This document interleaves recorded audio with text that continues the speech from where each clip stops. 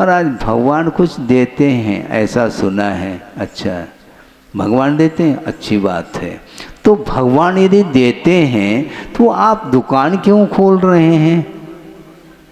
है क्या आवश्यकता? भगवान सब कुछ दे देंगे आपको। है जैसे कल्प वृक्ष में, कल्प वृक्ष के सामने खड़े होने से इच्छित वस्तु की उपलब्धि होती है भोग भूमि आदि में, तो उसी प्रकार भगवान के सामने खड़े हो जाए, भगवान क्या दे दो, आपने जो छोड़ा है उसको दे दो।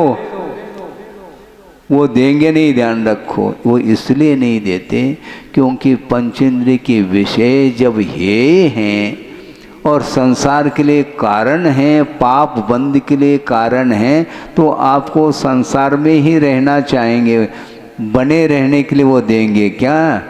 नहीं। आप भी मुक्त हो जाए इस प्रकार उनकी भावना है, तो ऐसी स्थिति में आपको वो कैसे दे सकते हैं? हाँ, ये बात अलग है, उनकी उपासना उनकी आराधना करने से पुण्य संचित होगा, उस पुण्य कर्म के उदय में फल मिलता है और आरोप जाता है भगवान के ऊपर। भगवान देते नहीं। भगवान यदि सब कुछ देने लग जाए तो यही बैठे रहो ना, रसोई घर में जाने की आवश्यकता नहीं, रसोई बनाने की क्या आवश्यकता है फिर? है सब कुछ वो ही दे देंगे।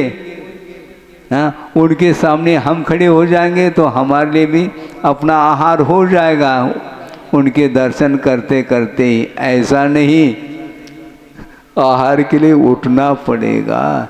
और कहाँ पर? जहाँ दाता है उनके आंगन में जाना है। इन्हें दाता देता है। और भगवान क्या देते हैं? दाता मोक्ष के, ये कहा है। भगवान तो मोक्ष दिलाने में निमित्त हैं, वो भी उपादान नहीं है, ध्यान रखो। यदि उपादान होते तो सबको अभी तक मोक्ष दिलाते, किंतु उन्होंने कहा कि सच्चे देवगुरु शास्त्र का आलम्बन लेकर के 5 पापों का त्याग करके यदि आराधना करते हैं प्रभु की अथवा गुरु की, तो निश्चित रूप से कर्म का क्षय होगा। नहीं है तो बिल्कुल नहीं होगा।